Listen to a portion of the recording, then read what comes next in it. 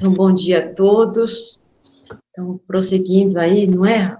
O nosso estudo, hoje nós vamos falar da adolescência, né? Famílias com adolescentes. Tem uma frase assim: nossos adolescentes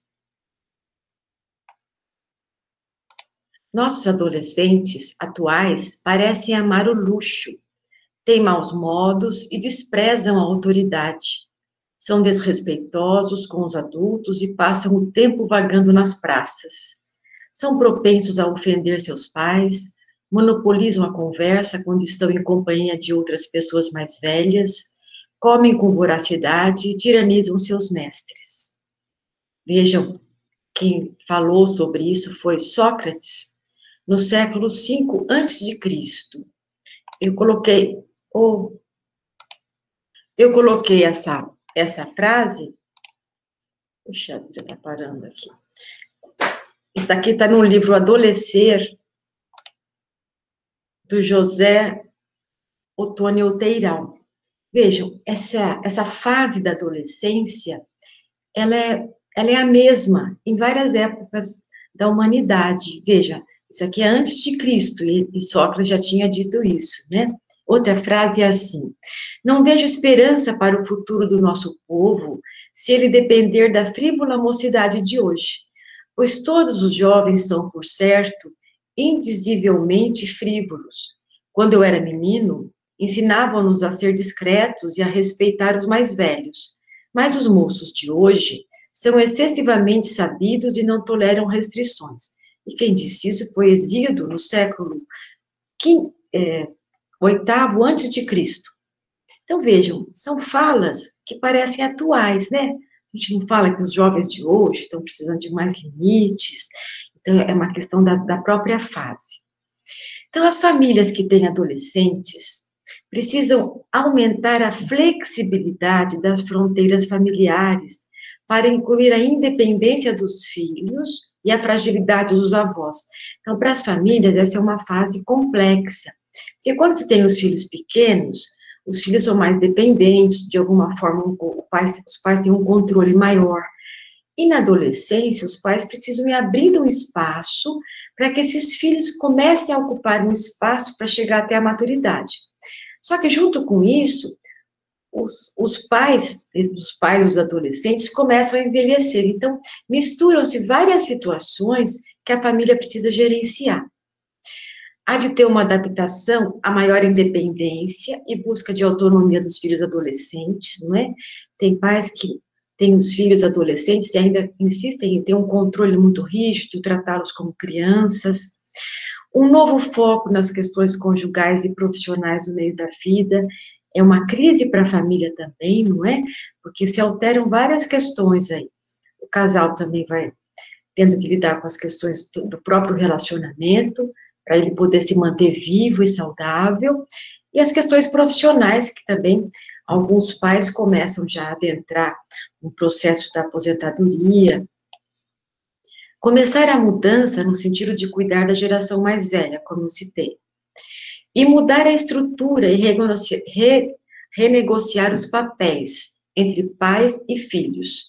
Isso é muito importante, os papéis vão se alterando. O papel de um pai da infância é de mais proteção, de mais cuidado, de mais limites. O papel dos pais de um adolescente, ele tem que renegociar, ele tem que ir se abrindo para deixar que esse filho se desenvolva para adentrar depois no mundo adulto.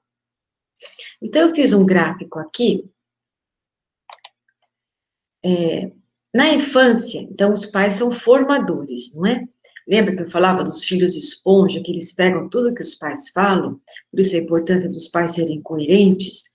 E aqui nessa fase, lá no início, desde o nascimento, no início tem uma intolerância à frustração, total dependência, heteronomia, imaturidade, quer dizer, a pessoa não tem autonomia, egocentrismo.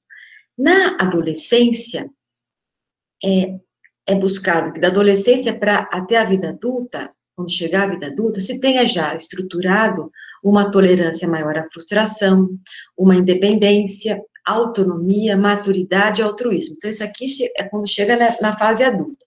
E adolescente está aqui no meio. Então, no adolescente, os pais não são mais formadores. A gente fala que nós temos até a adolescência para influenciar mais ativamente na personalidade dos filhos.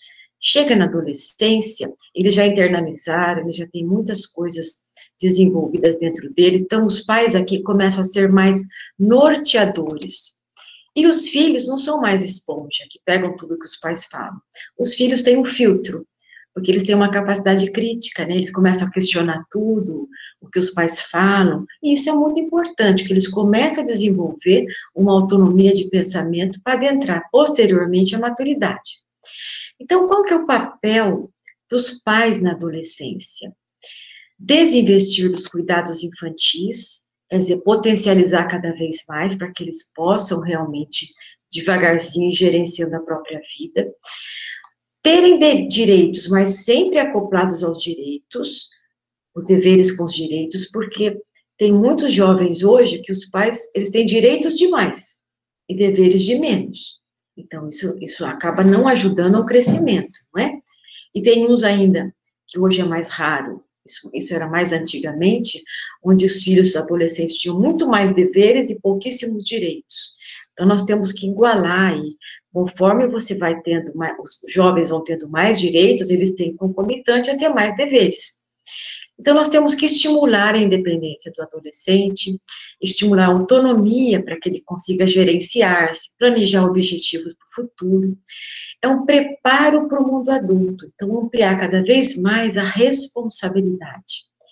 Estimular atividades religiosas, esportivas, culturais e musicais, porque esse é um período que o jovem, ele fica muito vulnerável às questões externas e aos grupos que eu vou falar daqui para frente. Então, é muito importante os pais incluírem na vida do jovem a parte da religião, incentivar esportes, cultura, música, para que ele consiga ir se vinculando com atividades mais saudáveis.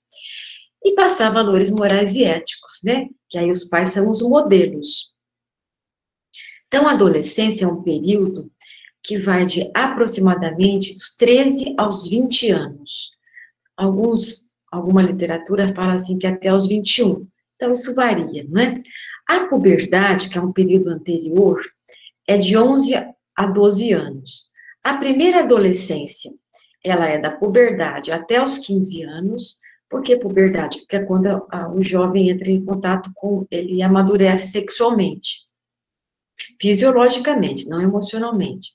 E a segunda adolescência é dos 16 até os 20 anos, aproximadamente.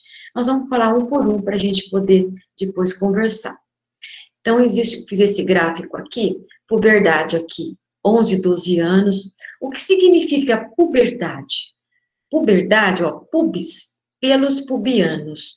É quando o jovem, ele tem a maturação fisiológica do aparelho sexual, não emocional, mas a menina já menstrua, o menino ejacula, então eles têm um aparelho fisiológico que já está pronto. Isso não quer dizer que eles possam exercitar a questão do sexo ainda, porque são muito imaturos. Na primeira adolescência, que é dos 13 aos 15 anos, esse é o período mais conturbado nessa primeira adolescência. E existe o despertar das tendências espirituais. Isso é muito importante, porque então nós temos, até chegar na adolescência, os pais têm maior recursos para influenciar esse espírito que encarna, para que ele possa desenvolver novos valores e uma nova personalidade. Para quando chega na adolescência, a personalidade desse espírito começa a aparecer com mais força. Embora desde a infância a gente consiga ver traços, não é? Mas aqui vem com tudo. Então, de acordo com o que os pais conseguiram influenciar positivamente os filhos nesse primeiro período até chegar na adolescência, vai ajudar muito esse espírito encarnado a ampliar valores e desenvolver formas melhores para viver. Adolescência vem do latim ad dolescere. Ad é para frente. Dolescere, crescer com dores. É um período de muita dor emocional, né?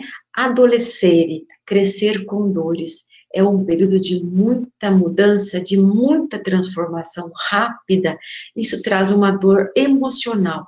Então, é um período de transformações que a gente chama de crise. Lembra que nós falamos de várias crises?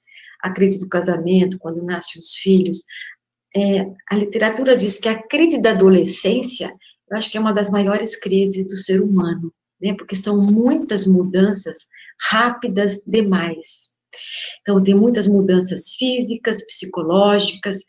O adolescente está buscando o tempo inteiro uma identidade individual, no grupo, entre família, amigos e sociedade. Aí chega na segunda adolescência, que é um período menos turbulento, até chegar à vida adulta.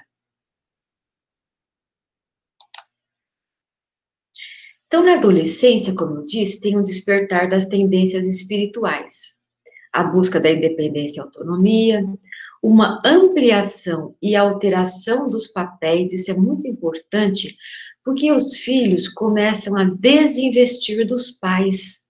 E às vezes tem pais que ficam achando que os filhos não os amam mais, mas é um período de um reasseguramento do próprio espaço para adentrar o mundo adulto.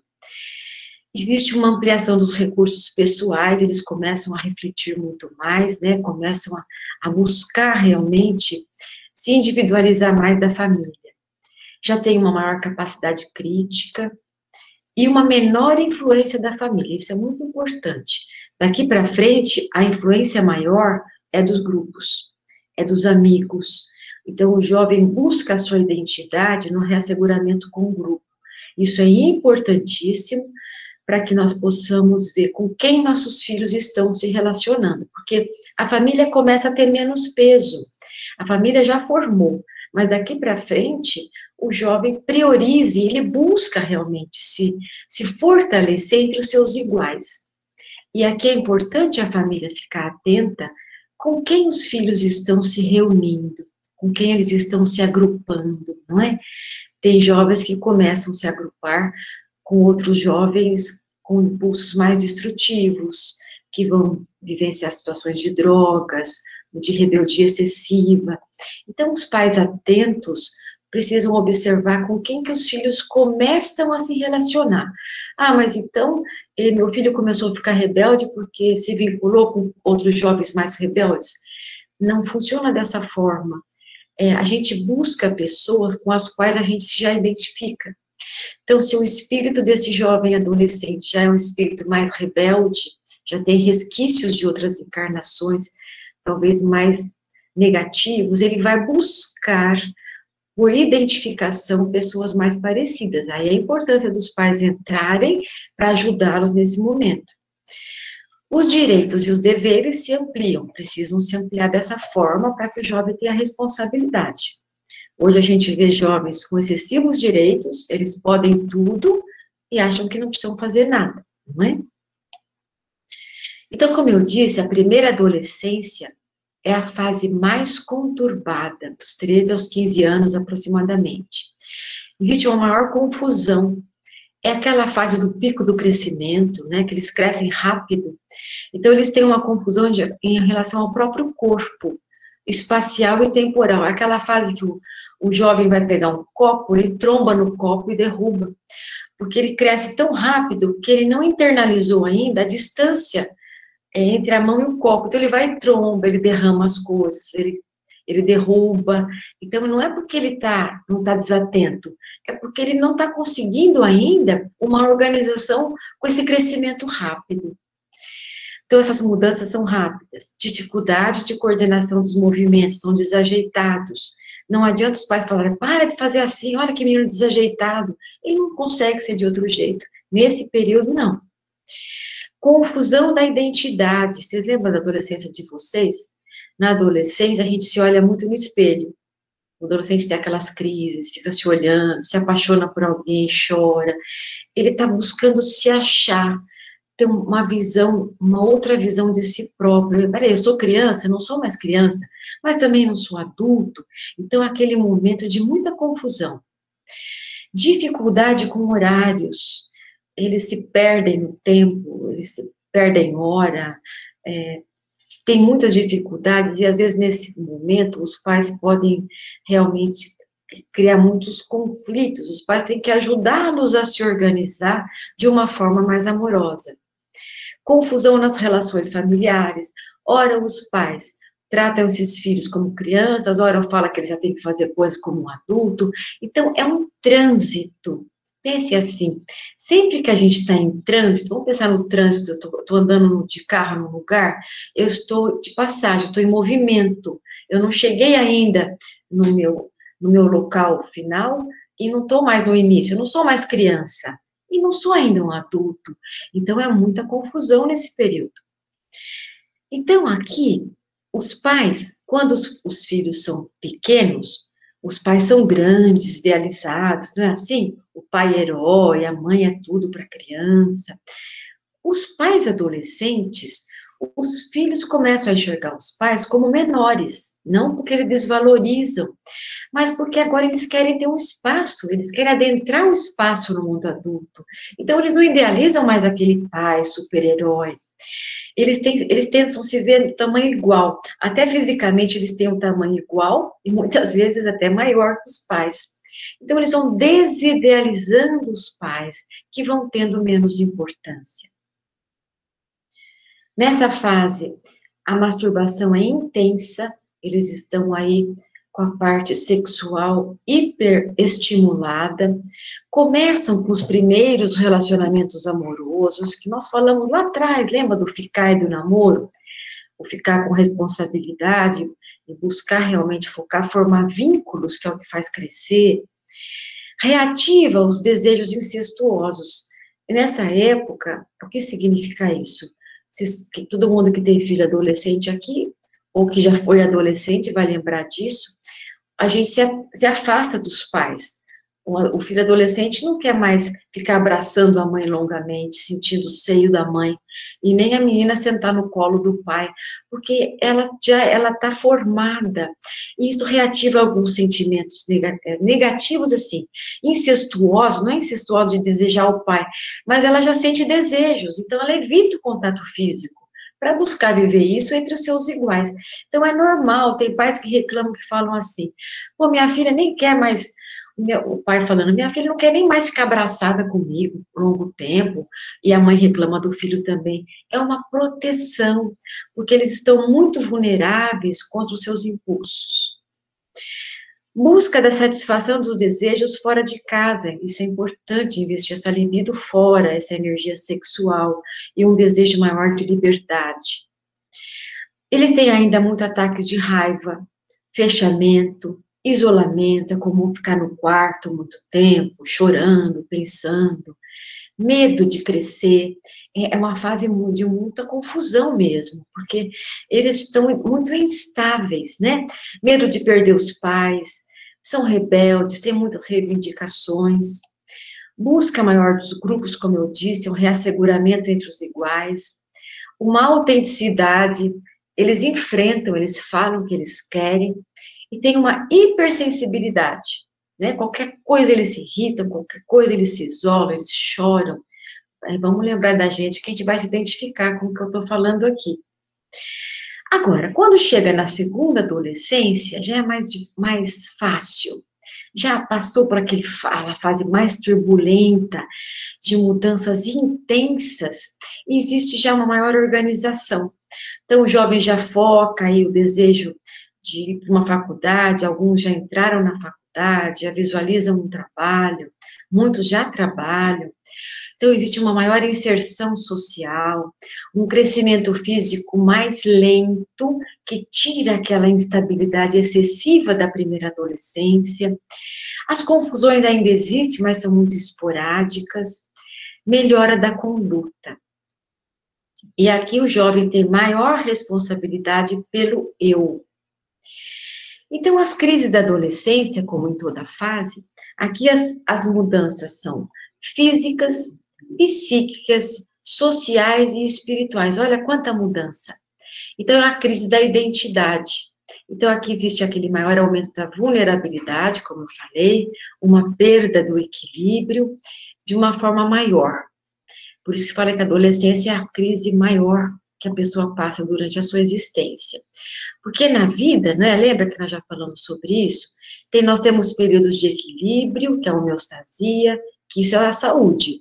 Depois a gente muda em algumas situações, muda nas fases da vida, muda internamente, isso gera um desequilíbrio para alcançar um novo equilíbrio. Então, essa é a nossa vida. Nós não podemos ficar o tempo inteiro parados e não mudar nada, isso adoece. E nenhuma mudança excessiva, só mudar, mudar, mudar, isso também adoece. Então, eu falei aqui para a gente lembrar que nessa fase da primeira adolescência, essas mudanças, elas desequilibram demais. Então, isso é uma fase de um adoecimento natural, por isso que é adolecer, para buscar depois um equilíbrio, já na segunda adolescência, adentrando a vida adulta. Então, eu fiz um gráfico maior aqui, que eu vou falar ele para vocês desde o início. Então, a evolução da crise na adolescência. Então, aqui está a família. Na adolescência, a família tem que ter flexibilidade, lembra, para abrir esse espaço, aceitar a perda dos filhos da infância. Tem pais que não aceitam e insistem em tratar os filhos adolescentes como crianças. Então, os pais têm que ter coerência. A gente tem sempre que estar vendo com quem eu estou falando. O que essa pessoa precisa? A criança precisa de uma coisa, o adolescente precisa de outra. A flexibilidade dos pais ajuda os filhos a crescerem e terem uma evolução saudável, positiva na adolescência, que gera um crescimento saudável, uma relação saudável, e jovens que conseguem lidar com as frustrações.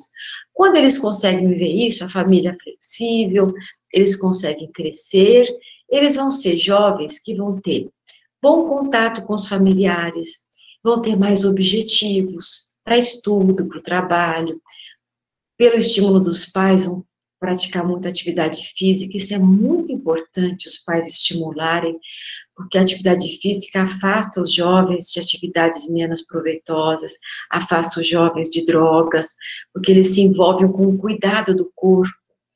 Vínculos afetivos, eles conseguem buscar melhores vínculos afetivos, melhores amizades, namorar, depois adentrar o casamento, e desenvolvem valores morais e éticos. Então, aqui é quando o caminho é um caminho bom, um caminho saudável. Do contrário, se a família é muito rígida, que controla excessivamente, ou do outro lado, é incoerente, lembra dos limites coerentes e incoerentes? E fala uma coisa e faz outra, ou então falta limites, esse jovem vai ter um adoecimento nesse processo adolescente, vai ter uma relação mais patológica e possivelmente vai ter mais intolerância à frustração. A evolução desse quadro pode gerar uma apatia. Não tem aqueles jovens que não têm objetivos? Tem jovens que falam assim, estou aqui mofando, eles ficam deitados, não querem fazer nada, não querem estudar. Claro, gente, tem sempre as questões do espírito, mas a influência da família desde lá do nascimento, na infância, e principalmente agora aqui, nessa mudança maior do adolescente, nessa reativação dos impulsos do espírito, os pais têm que ter coerência, porque se ficam aqui mais no negativo, os jovens vão sentir muito. Vão entrar num processo de massificação, aqueles jovens consumistas demais, eles querem ter, né? Ficam excessivamente se focando no externo. Pela instabilidade, alguns jovens ficam assim, eles ficam olhando para o outro, eles não olham o outro por dentro, eles olham por fora. Olha, aquele lá está com a roupa de tal marca, olha, ele tem um carro, olha, então ele tem mais valor. Tem uma confusão de valores, porque os pais não conseguiram passar a eles os reais valores morais e éticos e espirituais, para que eles adentrassem esse período com menos dificuldade. Então, eles têm aqui, assim, uma valorização excessiva do prazer físico, em detrimento de qualquer responsabilidade moral, falta de crítica, aí eles são mais vulneráveis a drogas, a mentira, ao prazer imediato, uma incapacidade de lidar com a frustração e com a dor mental. Isso aqui é um quadro excessivo, tá bem? Então, vamos pensar aqui nesse quadro para que nós possamos, como família, como pais, ir por esse caminho aqui. o caminho da flexibilidade, o caminho que favorece um crescimento, e aí sim nós podemos influenciar de uma forma mais efetiva os nossos filhos adolescentes. Eu vou propor agora, eu vou fechar o vídeo aqui, mas eu tenho, assim, várias propostas, se vocês quiserem, talvez pegar aqui como possibilidade para a nossa conversa, reflexões sobre o grupo de amigos, né? Com quem meu filho anda, né? Com quem eles têm amizade, como que eles se colocam no grupo, isso é muito importante. São extrovertidos? São muito tímidos? Como é a autoestima do nosso filho, da nossa filha? É saudável? É baixa? É inflada demais? Eles só se acham? Os pais, nós pais, estamos presentes emocionalmente nesse processo tão complexo que é a adolescência? Ou ficamos mais ausentes, perdidos nas nossas necessidades, nos nossos deveres, e vamos deixando de lado essa presença emocional tão importante nessa fase? Temos diálogo, né? O diálogo é muito importante.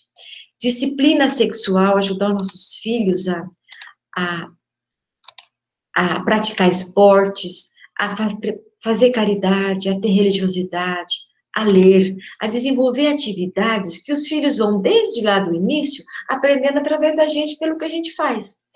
Se eu sou um pai que desde a infância eu estimulo a leitura nos meus filhos, estimulo a caridade, a religiosidade, a música, a tendência a isso ampliar e se manter na adolescência é muito grande.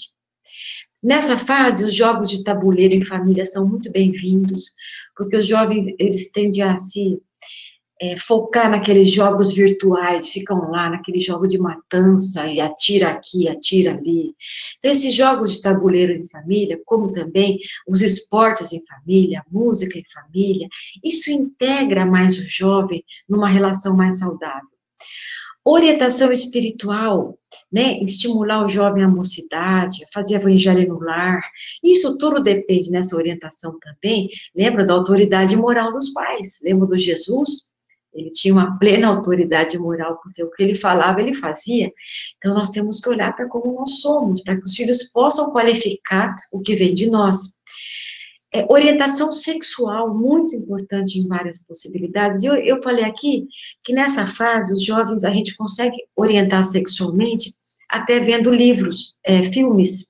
Tem um filme que chama Aos 13, não sei se vocês já assistiram. Lua de Fel, é um filme muito forte. Aos 13, a menina engravida aos 13 anos, de uma forma precoce. Aí já é uma forma dos pais. Porque não adianta você falar para o filho assim, olha, toma cuidado, você vai engravidar. Os filhos não gostam dessa coisa direta nessa fase.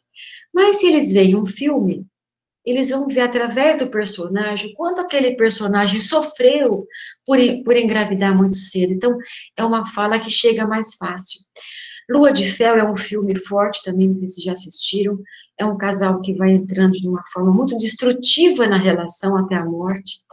Natureza Selvagem é um filho jovem que é frustrado com a família e sai, abandona a família e vai tendo experiências, vai tendo vários ele encontra pessoas muito interessantes nesse caminho, que tentam ajudá-lo a formar vínculo, mas ele vai largando, ele vai indo, até que o final desse filme é muito triste, esse jovem morre. Quando ele tenta voltar, é tarde demais. Assista esse filme, acho que é Na Natureza Selvagem.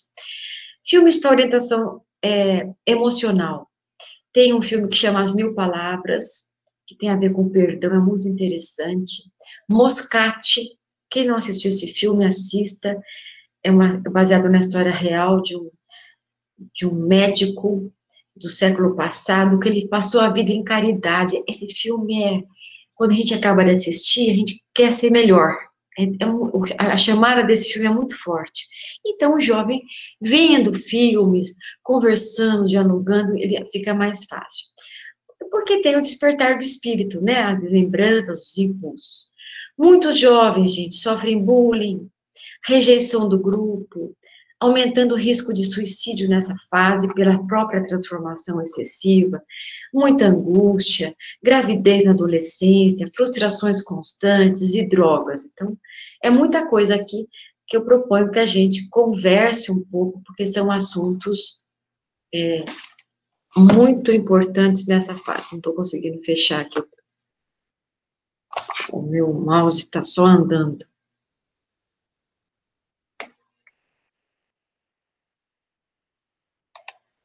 Puxa, não estou conseguindo fechar. Deixa eu ver se com a mão aqui eu consigo.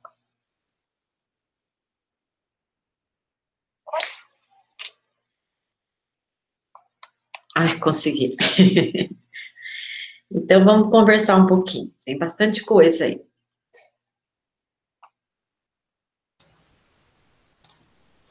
Marília, eu fico pensando se essas fases aí que você colocou da puberdade, da primeira e segunda adolescência, se elas não estão alterando com o tempo, porque você vê que a menina está menstruando um pouco antes, né? Dá a impressão que isso está alterando, né? Você vê que eles estão ficando parece mais adolescentes antes do que o normal. Assim, puberdade é puberdade, é de verdade. Às vezes a puberdade está começando até com 10 anos, né? Vamos pensar, a cada vamos pensar que os espíritos estão vindo já um pouco mais adiantados, né? Hoje você vê crianças excessivamente atentas, que não seria nem esperado algumas falas de crianças, isso tem a ver com o próprio espírito. Então, as coisas estão indo um pouco mais rápido, mas, no geral, Cleomara, mudando alguma fase, a idade, pode, em vez de 11, a puberdade 10, mas existe essa mudança da adolescência para esse primeiro processo adolescente, que é mais forte, para depois chegar na segunda. Pode variar aí um pouco da idade, mas o processo é o mesmo, viu? Adriana está perguntando: quando o adolescente é muito fechado e não aceita o diálogo, o que fazer? Então, essas outras entradas que a gente tem que ter. Todo mundo aqui já estudou e adianta alguém falar assim para você? Você tem que falar, agora é sua vez de falar. Fala alguma coisa. Quanto mais a pessoa se sente pressionada a falar, quando eu estudava, eu tinha um professor de sociologia, olha, era para ele ter uma maturidade nesse sentido, ele forçava a gente a falar no grupo. Você tinha que falar, ele ia de um em um assim, agora é sua vez, agora é sua vez. Às vezes a pessoa não, se sente mais tímida, ela prefere ouvir do que falar, isso não é defeito. Um adolescente mais quieto, não necessariamente essa quietude implica um fechamento, uma apatia, ele pode ser mais reflexivo. Então, a gente tem que prestar atenção de como é o jovem. Agora, se o fechamento é um embotamento, ou é um medo de se comunicar, os pais devem estimular, não forçando, acolhendo, tentando encontrar outras formas. Quando eu falei, vê o filme, vamos jogar um pouco, vamos assistir um filme juntos, vamos fazer uma ginástica, devagarzinho, encontrando outras formas de estimular esse jovem a se mostrar. Tem pessoas que são mais tímidas, né? Tem pessoas que são excessivamente extrovertidas, já é da pessoa, você vê isso desde criancinha, não é? Não tem aquelas crianças que desde pequenininho já, elas não têm medo, outras já são mais retraídas, isso já vem traços da personalidade desse espírito, que a gente pode trabalhar para estimular. Veja, a pessoa excessivamente extrovertida, que fala demais, nós temos que ajudar esse filho a aprender a ouvir mais, né? Já aquele jovem que fala muito pouco, que fica sempre mais fechado, a gente deve estimulá-lo com muito amor, a ele ocupar mais espaços, de uma forma que ele possa realmente se sentir tocado, de uma forma amorosa e não de cobrança. Porque quanto mais um jovem quietinho se sente cobrado, mais ele se fecha. Respondi sua pergunta, Adriana?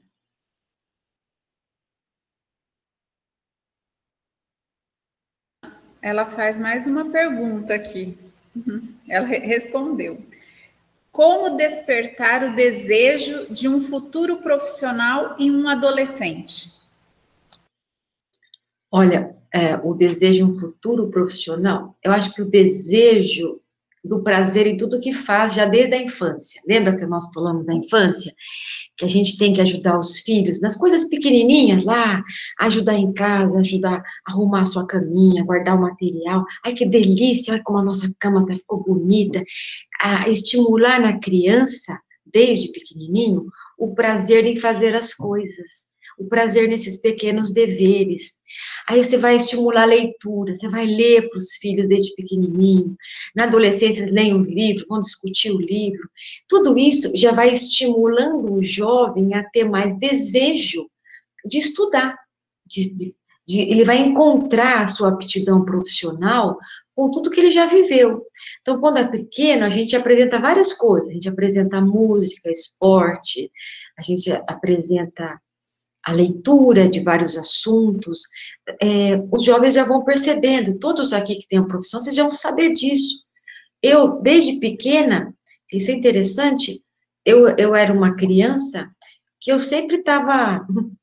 Meus amigos vinham conversar muito comigo, eu tinha amigos, eu tive muitos amigos que tinham muitos problemas, e eu me tocava com os problemas deles. Então, desde criança e adolescente, eu tinha um desejo e quis ser psicóloga. Como tem pessoas que, desde pequenos, gostam de cuidar fisicamente, pode ter uma predisposição já a serem médicos, ou outras profissões. Então, assim, nós temos que estimular o desejo de aprender, o desejo do conhecimento, o desejo e o prazer no dever, não só no lazer. Isso tudo vai ampliando e a escolha profissional vem. Às vezes ela já vem de uma encarnação anterior, a pessoa já vem sabendo que vai ser médica. Eu li uma vez que o próprio corpo, ele já vem preparado. Então, a pessoa que vem, ela vai ser um pianista, ela já vem com os dedos mais afilados, já vem... Então, já existe até uma predisposição nessa escolha. Nós, aqui nessa vida, temos que fazer esse estímulo, né? Esse estímulo amoroso sempre. E respeitando as escolhas. Então, não é porque o pai é médico, meu filho tem que ser médico. Não, seu filho tem que ser o que ele quiser ser, o que ele puder ser. Eu conheço uma pessoa que fez medicina, porque o pai exigiu, ela nunca exerceu.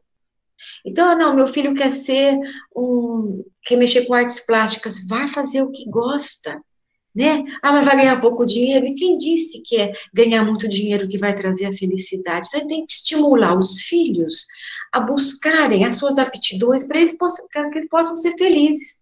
Eu posso achar que tal profissão é a melhor. Não, pode ser melhor para mim, pode não ser melhor para o outro. Donizete ergueu a mão? Eu tinha levantado antes que a Marília completasse aí a questão da reencarnação. Porque dentre as atividades que nós vamos realizar aqui, uma delas é a profissão, né? Como você acabou mesmo dizendo. Então, o que você falou dos pais estarem estimulando em vários campos de trabalho, vai permitir que o adolescente acabe fazendo a opção segundo aquela programação espiritual que ele traz no inconsciente. Isso mesmo, muito bom. Eu vou fazer uma pergunta aqui para o Gil, que ele tem vergonha. Ele diz o seguinte: nesse período de pandemia, os jovens não estão interagindo dessa forma como você falou. Mas eu percebo, por outro lado, daí já meu lado, que eles estão muito no celular, né? Que há uma interação diferente aí, né? Então, olha, para nós adultos, né?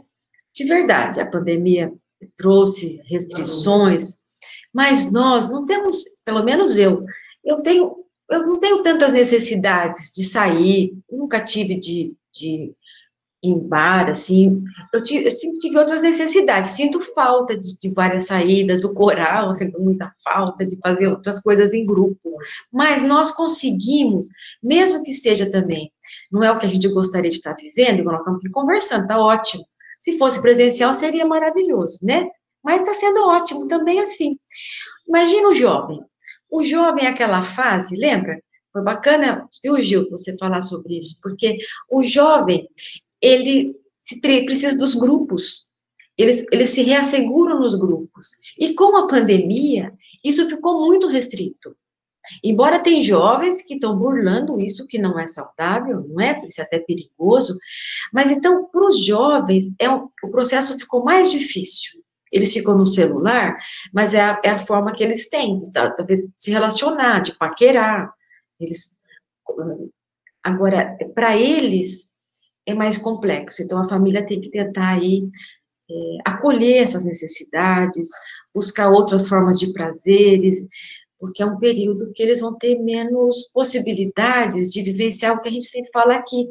Não dá para sair aí conhecendo pessoas e ficar beijando outras meninas e meninos, ainda mais agora, você nem sabe como a pessoa está, se tem contaminação ou não.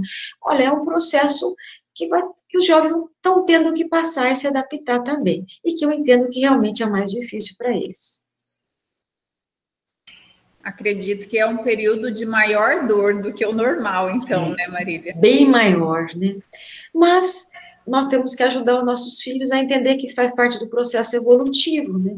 Porque, de verdade, antes da pandemia, estava havendo um excesso em muitos jovens, de um excesso de questões de banalização da sexualidade, de estar com o outro, excesso de festas, excesso de drogas, de bebidas. Então, isso tudo fechou demais, né? Eu acho que devagarzinho, agora as coisas elas vão se abrindo. Então, a gente tem que ajudar esses filhos a terem mais paciência, e isso talvez é esse tempo interessante para que a gente ajude a eles a ressignificar valores, não é? Porque estão tendo que ficar mais dentro da família mesmo. Você comentou, Marília, a respeito da gente conhecer os amigos, como é que ele está o adolescente está se interagindo ali, né?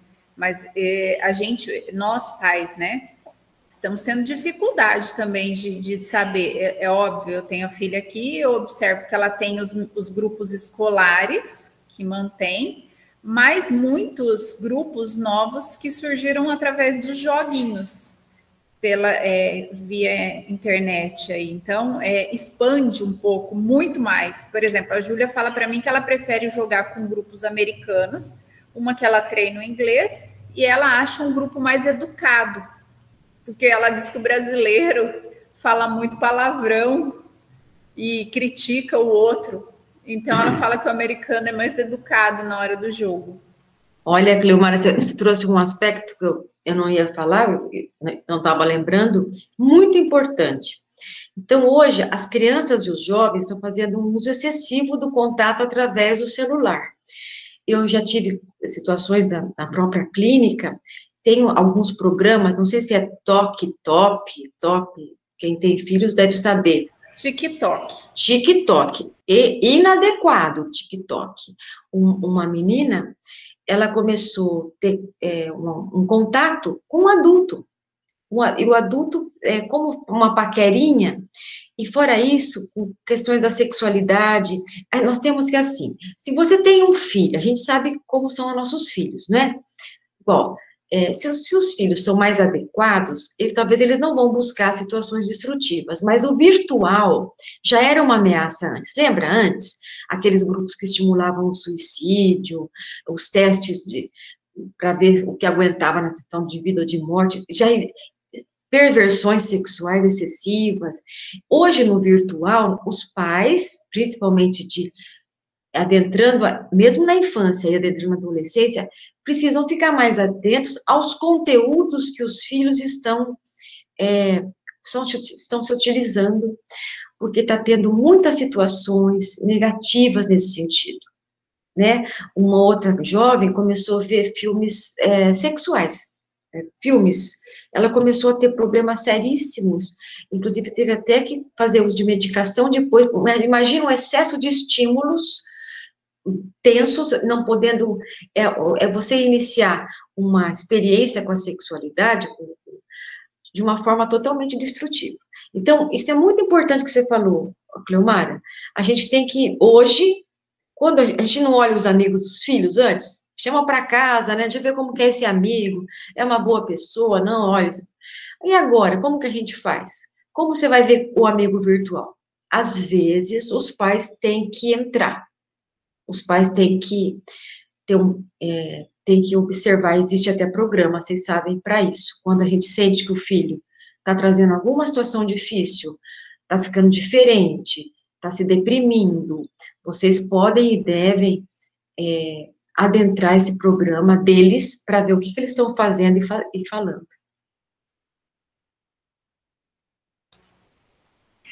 É um período bem difícil, viu, Marília? Como que você vai proibir entrar num programa desse, né? Acessar, igual minha filha tem TikTok e todos os amigos. Se eu falar que não é para ter, acho que a casa cai, porque todo mundo está tendo, faz parte da tribo, digamos assim. Então, mas tem que ver o mas uso. Ela mostra muito, mostra muito. A minha sorte é que eu tenho uma vizinha, minha amiga, que ela tem também justamente para isso. Eu, particularmente, não tenho paciência. Mas a Júlia mostra tudo que ela está vendo. Eu tive uma amiga, que eu estava conversando, advogada, que nos joguinhos realmente entrou provavelmente um adulto no jogo e começou a falar com o filho dela. Ah, você é hétero ou você é homossexual? E aí começou a fazer perguntas e tal, e ele nem sabia o que era hétero e homossexual, o filho dela. Isso mesmo. 11 anos. Isso que eu falei para você, é um adulto que entrou e começou a paquerar a menina. Então, isso vamos pensar assim, isso pode ocorrer, mas a gente tem que estar atento, porque no real ainda é mais fácil de você ter esse controle. No virtual, se você não ficar muito atenta, isso escapa com mais facilidade, né? Então, é um período de mais atenção dos pais, porque é muito virtual. Então, a gente não tem esse controle muito sobre o virtual, não é? O Edson quer falar? Eu quero. Hoje nós vivemos um período de uma precocidade na sexualização, né? A gente não fala nem de adolescente, mas de crianças, a forma de vestir, as músicas. E isso traz como consequência, e a gente vê muito isso na reunião de gestante da comunidade Eurípides Barçanufo, aquela gravidez de adolescente que a pessoa não está nem um pouco preparada para enfrentar aquele problema. Mas, no tocante aos exemplos que você deu de filme da sexualidade, eu não vi nenhum, né? Então, eu posso estar falando a maior besteira do mundo. Mas você não acha que esses filmes, todos com um fim bastante triste, eles mostram a consequência, mas eles podem levar a introjetar o sexo como uma coisa muito ruim e isso atrapalhar? E os filmes talvez melhor seriam aqueles que a pessoa não entra nessa sexualização e se dê bem no final? O Edson, por exemplo, esse aos 13, as pessoas vão vivenciar a sexualidade na adolescência, né? Os beijos, os abraços.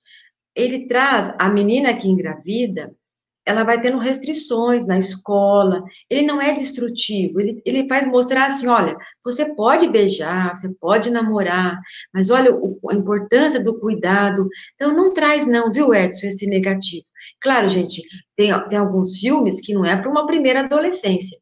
Esse A Lua de Fel é muito forte, porque é um casal que vai tendo relações cada vez mais destrutivas,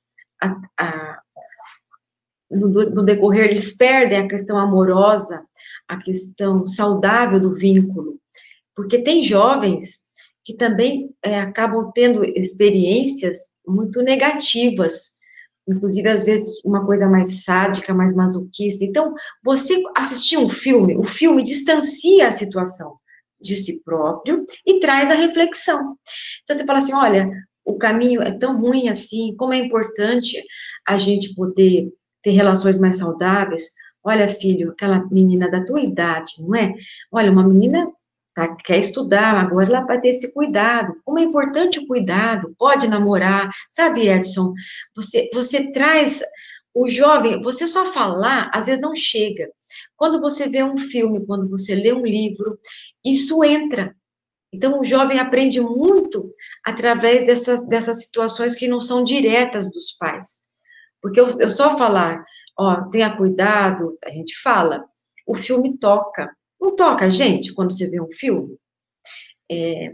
Entra um aprendizado. viu? Não fica no negativo. Agora, você falou uma coisa importante, de pais que já sexualizam os filhos de uma forma inadequada desde pequenos.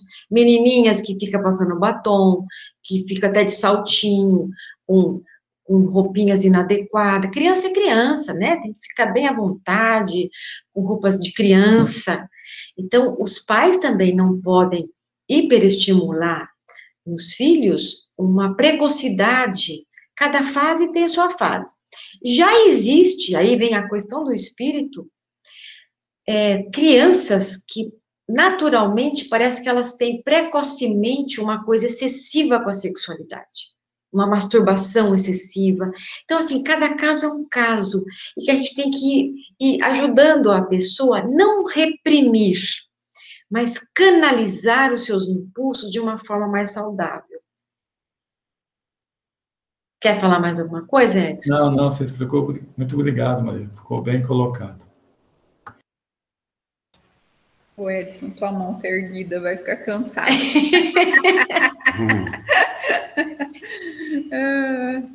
Ô Marília, a Adriana tem mais uma pergunta. Em que fase pode despertar a mediunidade? Olha, a mediunidade, a gente sabe que tem crianças que têm mediunidade. Tem adolescentes que têm mediunidade, né? Na época do Kardec, não tinha aquelas irmãs, não é? Vamos pensar, o despertar, ele vem. Nós temos que, de alguma forma, a criança e o jovem, de acordo, dependendo do seu funcionamento, isso tem que ser um pouco adiado, não é? Mas, ó, o Chico tinha aquela mediunidade, o Divaldo desde criança, depende da situação. Nós todos somos médiuns. A criança pequena, ela tem uma ligação maior com a espiritualidade, ela é mais sensível, né? Ela capta. Tem crianças que ela tem aqueles medos noturnos, porque elas têm uma sensibilidade maior no ambiente. Então, essa ligação com o mundo espiritual, nós vamos ter sempre, todos temos. Eu não sou médium ostensiva, mas eu também sou médium. Nós temos pela intuição, pela sensibilidade. Agora, para desenvolver, aí depende da situação. Se é uma coisa muito ostensiva, tem que desenvolver, tem que trabalhar, não é? Senão a pessoa também se desorganiza. Acho que o Donizete podia falar um pouco mais sobre isso. Ou o Edson.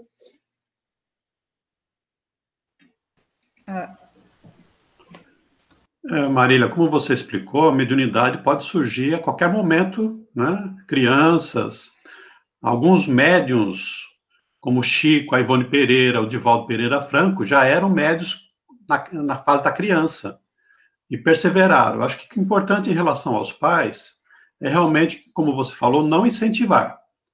Deixar a coisa ir acontecendo naturalmente. Existem mecanismos no centro espírita, como o passe, a água frutificada, a evangelização, em casa, o evangelho no lar, que é uma forma de ir atenuando a mediunidade, as percepções da criança. E não incentivar, porque tem muitos pais, você está vendo a vovó, você está vendo a mamãe, você está vendo, quem você está vendo? Né? Não pode incentivar, porque a criança, nessa fase, ela pode desenvolver fantasias e alguns distúrbios também psicológicos. Então, o interessante é não incentivar e trabalhar dessas maneiras, né? Inclusive com psicólogo, se for necessário, de preferência um psicólogo espírita. Agora, se perseverar, e aí vai depender das condições psicológicas, físicas, questão de tempo, da criança poder ir para o trabalho. Um jovem de 12, 13 anos,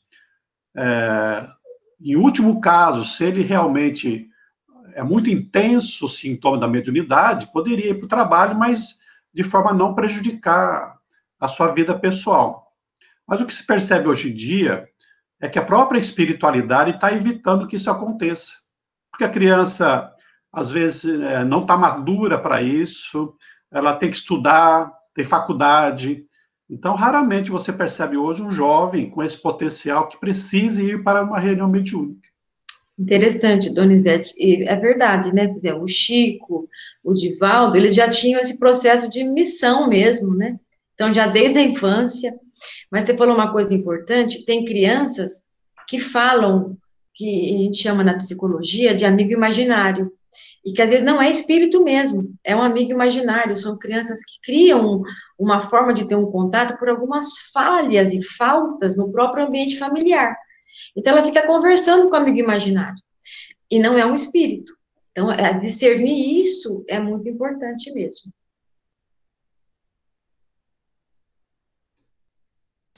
Edson, você queria falar alguma coisa?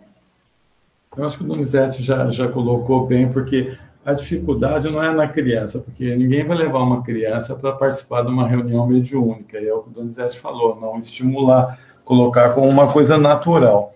No adolescente, já com 15, 16 anos, ou um pouco mais, o Donizete falou bem também, que não se vê mais, não há uma procura, como havia 20 anos, de jovens procurando querer participar de uma reunião mediúnica. Diminuiu bastante. Mas a questão maior é do amadurecimento emocional, né? Porque vai mexer com a emoção. E isso é difícil, a qualificação. Você ter a certeza de que aquele jovem tem um amadurecimento para participar. Então, são coisas assim, bastante importantes. É que, como o Donizete falou, não está tendo procura. Então, por isso que a coisa ficou tranquila um pouco agora. Mas, se não, haveria um trabalho de pesquisar primeiro para não afetar essa emoção que pode causar traumas, né, na estrutura emocional da pessoa. Muito bom, Edson. Eu fico pensando, se você é adolescente, tem uma adolescente, já tem todas essas crises que você falou, e ainda entrar a mediunidade, eu acho que vai ser bastante assim complicado para esse adolescente. A gente tem que realmente observar cada caso, né, Cleomara? É ficar atentos. Nós pais, nós temos um espírito em nossas mãos, não é? Que tem suas predisposições, que tem suas dificuldades, como nós todos temos. Então, nós temos que ver que cada um é um. Nós somos únicos. Então, e poder ajudando aí no crescimento da melhor forma possível.